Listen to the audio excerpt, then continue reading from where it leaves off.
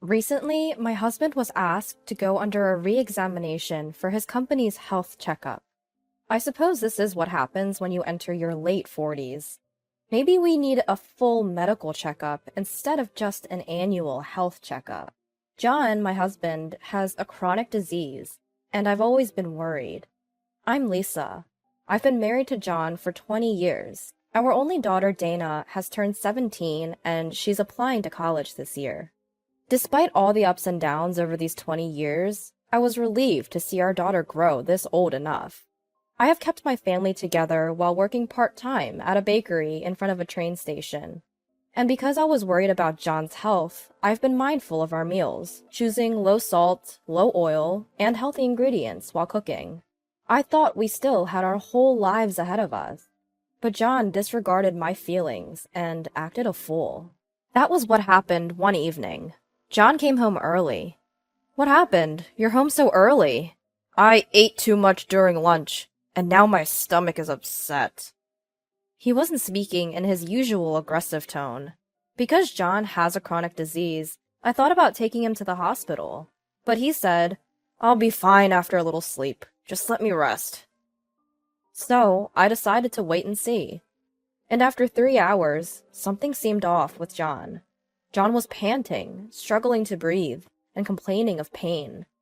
Are you okay? I decided to take him to the hospital right away.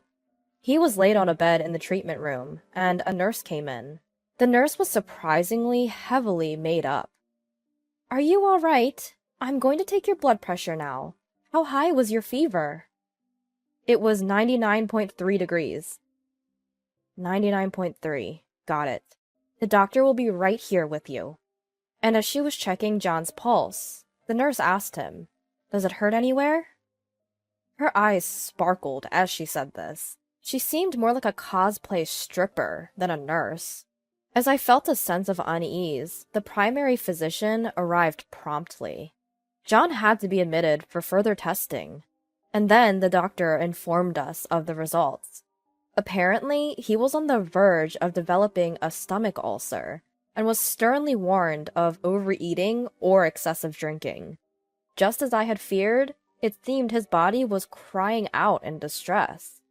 When John had calmed down and his pain had eased, some of his coworkers came to visit him in the hospital. I rushed to a store nearby to get some drinks for them, and upon returning to his room, I heard some laughter. I only saw his male colleagues come visit him, but I heard a woman's voice. Upon listening more closely, I realized it was the same nurse from before. We should go camping. It's great to clear your head and breathe in the mountain air. Let's all go together, boss. I can borrow my dad's car. I heard that camping empty-handed is a trend now. That's right. It's called glamping. They provide everything, from food to equipment. I'll come along, and it would be a great rehab. That sounds great. Let's go after I get discharged. You're quick to make decisions. Way to go, boss! What are you talking about? I see. Everyone loves you. I was taken aback. The idea of a patient and a nurse planning to go camping while he's still hospitalized. My husband is in the wrong too, but I couldn't understand what the nurse was thinking. He's strictly been told to not binge eat and drink, yet he's going off camping? Unbelievable. I pretended not to hear, entered the room, and handed some drinks to his colleagues. A few days later, John got discharged. He had fell in love with the young nurse while he was hospitalized. I kind of knew this, so I wasn't surprised.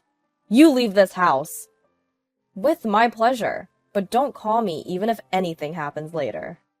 I happily granted his wish for a divorce, and so taking Dana with me, I left the house. But Dana seemed upset. What's this all about? Just telling us to leave without no heads up? What is that grown man even thinking? Well, he's always been like this. But I do feel somewhat relieved. No way! I'm not forgiving him. He used you, like a housemaid, cheated on you, and brought up divorce. We can't let this slide. Let's get back at him. It's okay. No need for that. He will see hell very soon. Huh? Mom, have you already planned something? Not exactly. I don't think of him as my father anymore, and I'll never see him again. He really gives me the creeps. What's with that man? Pisses me off. I'm sorry it has to come to this. But you know, Dana, the only thing I'm grateful to your father for is you. I'm so glad that you came into my life. Mom, you don't need to be grateful for that. He's the absolute worst. And he deserves to go to hell. I despise him so much. And then, half a month after the divorce, I got a phone call as I was arriving at my bakery for work as usual. It was Anna, the nurse who my ex-husband cheated on me with. Anna wanted to meet after work, saying she had something to discuss. I reluctantly agreed to meet her. When I arrived at the cafe we'd agreed to meet at, there was Anna in a flashy outfit. Hey, don't mess with me today. Do you know why I had to come and meet you? Well, you haven't said anything, so I don't know. Quit playing dumb. You left after the divorce, but why are you selling the house now? You can't do this. Take down the sale now. Immediately. I think you've misunderstood something. I was the one who bought that house. Oh, did John not tell you anything? Huh? What do you mean? Oh yeah, he never shares anything that'll make him look bad. Before we got married, my parents died in an accident and I received an inheritance. I used that money to buy that house. Therefore, it's not part of the marital assets, and it's mine. Huh? So, you mean John doesn't own a house? That's correct. I wonder if he told you that he owned the house. I don't think it's possible for him to buy a house at his age. So, we're going to be living in a rental forever? I didn't know. He said he was going to sell the house and buy a high-rise condo. He lied to me. Well then, he's nothing but a broke old man. I sympathize with you. But you're married, aren't you? And you even have a child. I'm going to hold you accountable for this. I have filed a claim for damages. I think your husband will be filing for damages soon as well. Huh? My husband knows about this? Of course he does. Cheaters always get exposed in the end. He said he would claim child support, as well as damages, to make you pay for this. What do I do now? It seems that Anna's plans didn't go as she had expected, and she was deep lost in dark. Although I didn't mention this at the time, on the advice of my lawyer, I sent a certified letter to my husband's company regarding his affair. His company goes by a philosophy that a man who can't protect his family can't protect their company either, and thus only those that have a peaceful family are promoted. If they find out that his affair was the reason for our divorce, he will certainly be taken off the promotion track. He's been working hard to be recognized as a great worker to secure a promotion, so this will be a huge blow to him and ruin everything for him. Moreover, the director of the hospital where Anna works is Anna's father-in-law, who seems to be a well-known figure in the medical community. He's always disliked dishonesty, though it's almost certain that her divorce will be unavoidable. Apparently, Anna had been determined from the start to marry a doctor, which was why she became a nurse. Once she got what she wanted, she was only concerned about herself, and sought a joyful life.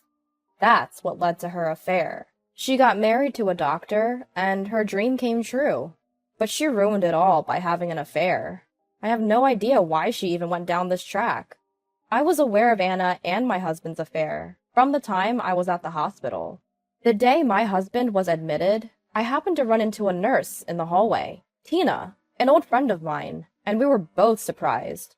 I didn't know that Tina was here. I felt relieved knowing she was there, and we had dinner together after a long time. Tina told me about Anna's affairs, and I was shocked to hear about such a scandalous nurse.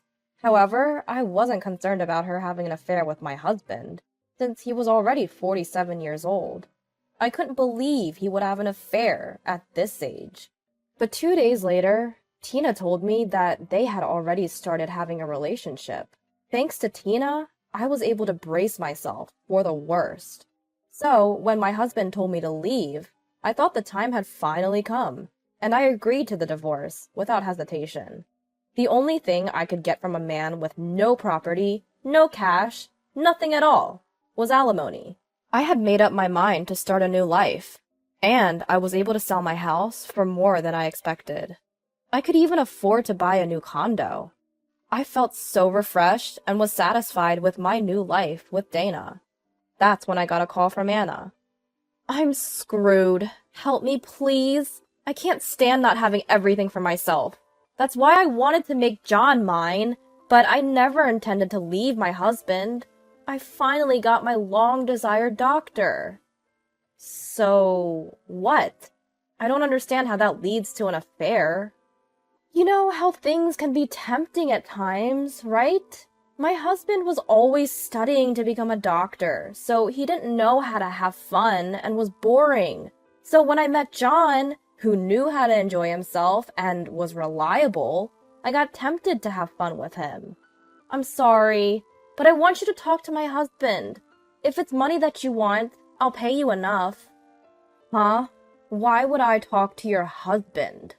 Please, tell my husband that there's nothing between John and I.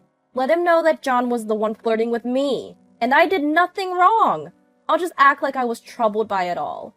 Please help me out. Can you please do something? Huh? What are you talking about? My husband is stern on getting a divorce from me, but I don't want to divorce him. I'll give John back. So please help me. I'll pay you a good amount if you do. Please help me. Anna seemed to be truly in distress, pleading to me. I couldn't help but laugh inside. She thought she was stealing my husband, but at the end, she had her life stolen by me. Then it was that night. I got a call from my husband. You! What the hell have you done?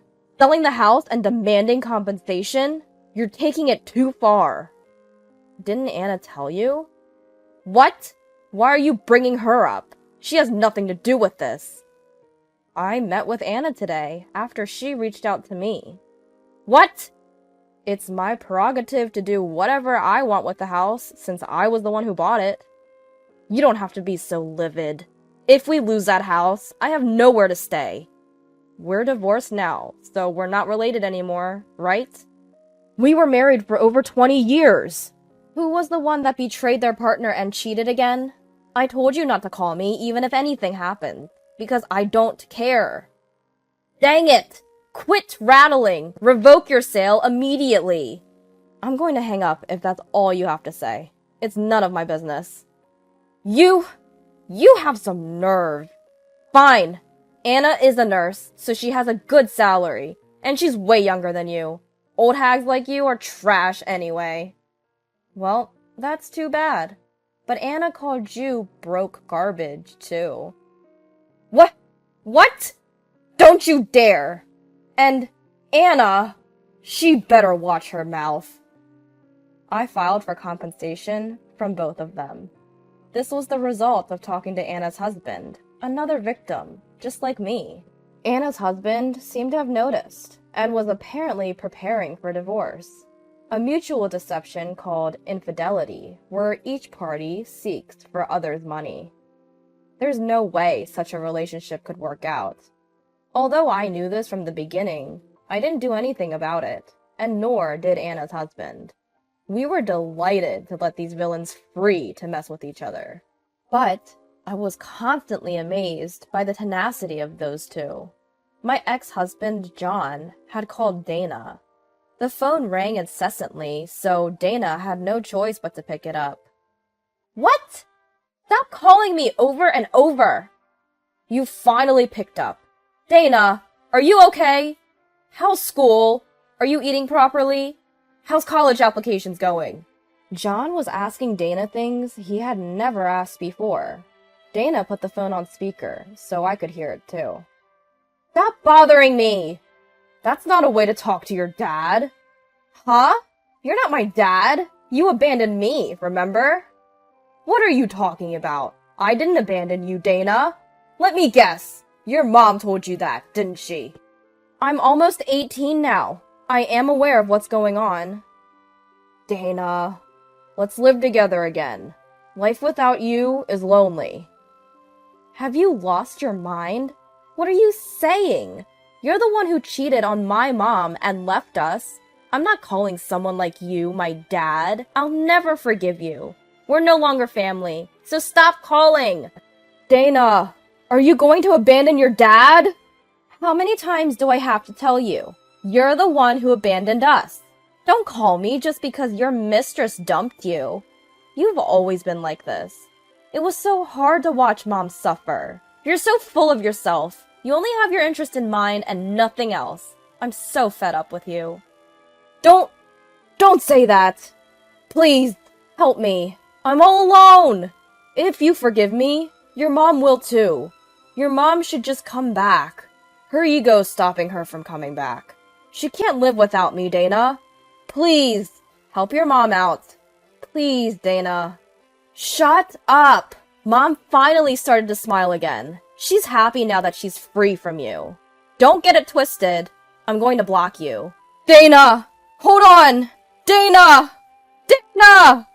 Dana was so angry, her face was beet red. She spoke up for me, with all her might. I felt my daughter's growth. I felt that Dana had grown up to be a young adult now. Once Dana starts college and gets a job, my life as a single woman will begin. It may be lonely, but I still think I'll be happy. I am convinced that my decision was not a mistake. Later, Dana got into her first choice, and we both cried tears of joy. I was simply happy that Dana's hard work paid off. Of course, we didn't tell John anything. Rumor has it that John voluntarily resigned from his company. Well, there was no point staying anyway. Anna is said to have divorced and moved to another hospital for work in order to pay alimony and child support, and she dumped John. However, due to her flirtatious behavior towards male patients, she didn't last long there. There's no way Anna would be interested in John, who has no money. John is out of work, and I have no idea what he's doing. I was offered an office job at the hospital by Anna's husband, and I am now working there as a full-time employee. My life is stable, and I can afford to pay my daughter's college tuition. Soon, Dana will also have her own family. I truly pray for Dana to get married to a genuine and sincere man.